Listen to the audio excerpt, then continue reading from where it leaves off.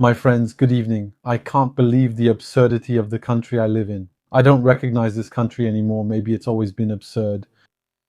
But I'm starting to discover it or to grasp it or maybe to understand it for what it really is.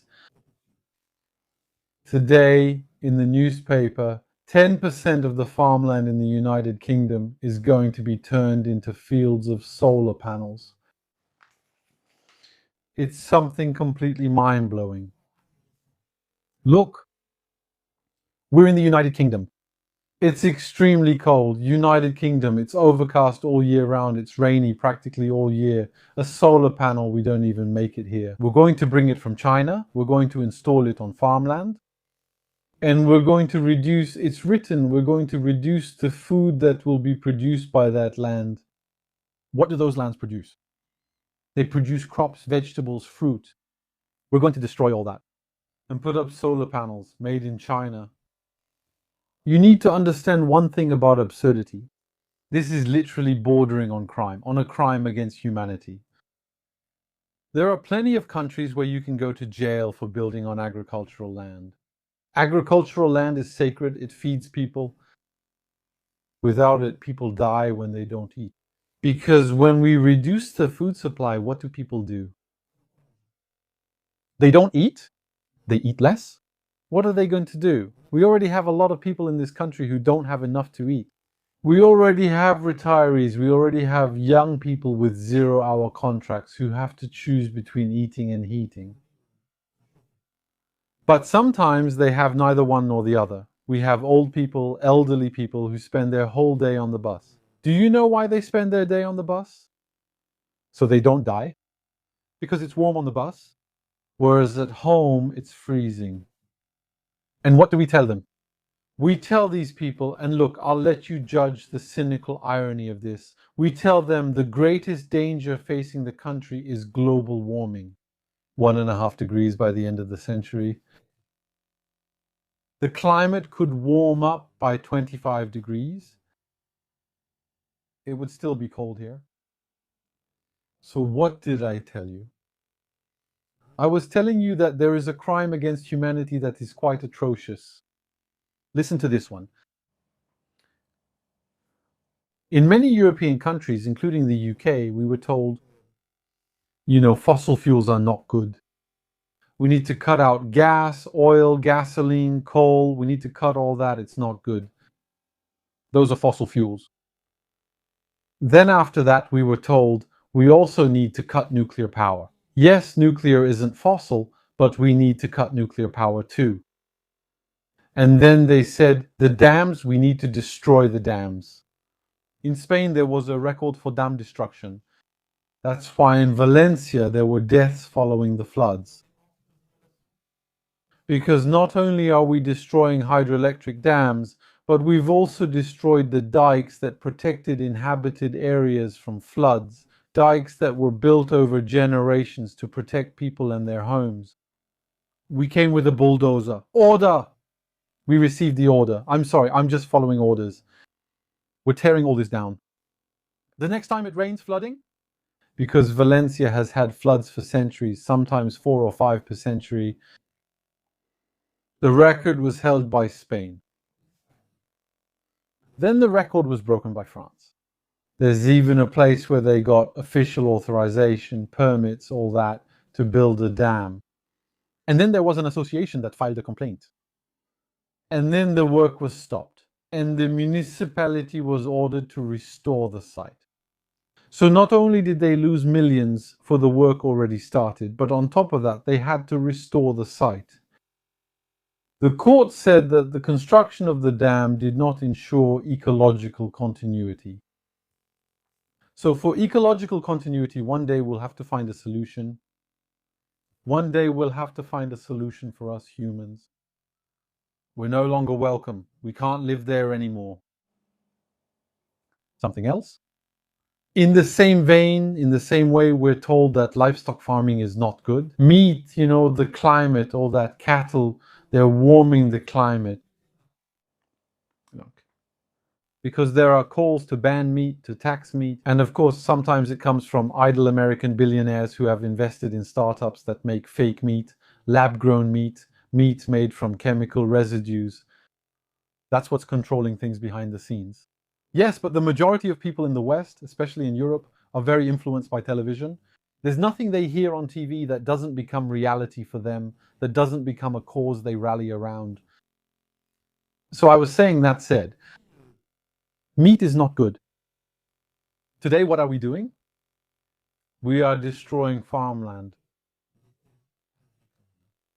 With a thumb for vegetables. So meat, that's not good. Vegetables, that's not good either.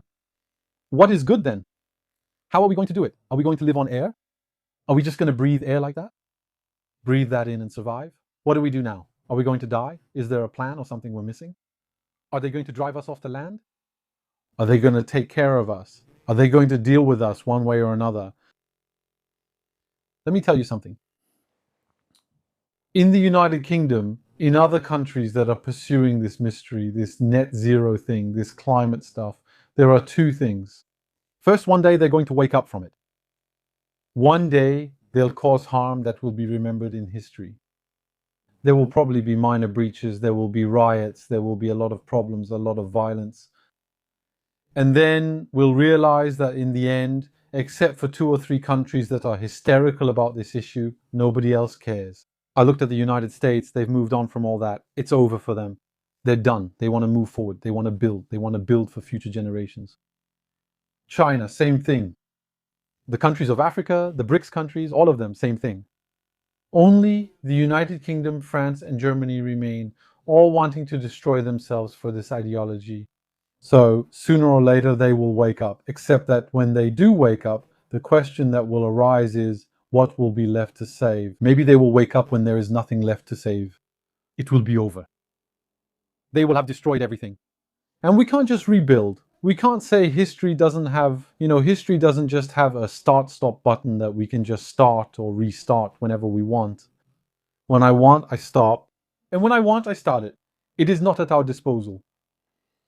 The West today is made by historical opportunities that cannot be reproduced. We can't just redo them, click like that, and hope they'll come back. That's the first point.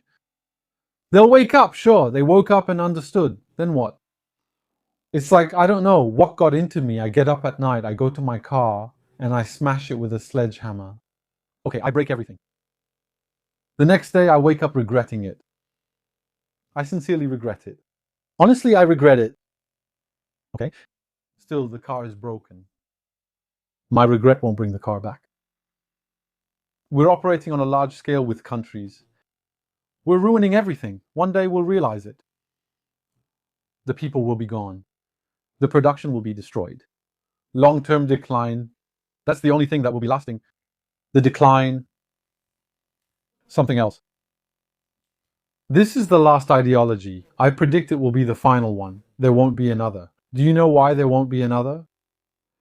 Quite simply, because when you live half naked, cold, and hungry, when you're fighting for a piece of bread, we're not really into ideologies. No, not at all. We're not really into that. Ideologies like net zero and all that, no. We'll have concerns that are much, much more down to earth. That's right. A planned destruction that is currently being carried out in these countries. It's complete madness. Very hard to understand why they're doing this. But the reality is they're actually doing it in silence, and not even in silence. People approve. People say, yes, well, I agree with you on many things, but on climate, I don't agree with you. My friend, even in North Korea, he doesn't believe that their supreme leader can control the world's climate if you give him your money. He still doesn't believe. They believe it in France and the United Kingdom. Leaders who haven't managed to fix the roads. They haven't managed to handle the borders. They haven't managed to handle transportation. They haven't managed to handle the schools. They haven't managed to handle the hospitals. They haven't managed to handle anything at all. Nothing. As soon as they touch something, it turns into a plan. As soon as they touch something, they destroy everything. And later we hear about files, corruption, slush funds, meal expenses, taxi expenses, shoe expenses. That's it. That's what we learn. Even if your story had been true, even if after hearing the same thing over and over for years, you ended up believing it. Assuming it's true, fine, it's true. Look, I'm meeting you halfway. I'm being reasonable, right? I'm moving toward you. Move toward me. Take a step toward me. Explain how your government will manage the world's climate. There you go. So, how much money do you have to give your bureaucrats so they can manage the world's climate for you? Why do you think they can do it? Well, I have some news for you. Bad news? If you think that without your government's intervention, the oceans will boil, then they will boil. It's over. You might as well assume the ocean has already boiled. Actually, nothing is going to boil. Nothing is going to boil. These are just prophecies we've been repeating since the 60s and 70s. At first, it was limited to fringe groups, people standing at an intersection with a sign telling drivers, the end of the world is tomorrow or next week. Usually you find them in cults, you find them in fringe movements. Today it's public policy. Today the law is based on that, taxation is based on that.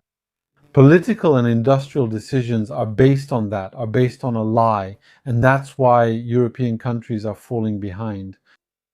Because you can't win when your entire foundation is based on a lie. They're just driving us deeper into the ground, that's all. That's it. That's why I was telling you, I'm leaving. I'll explain to you later in more detail why I'm leaving and how I'm leaving. Thank you, my friends, for watching this video up to this point, and then try to disconnect from all of this. See you very soon.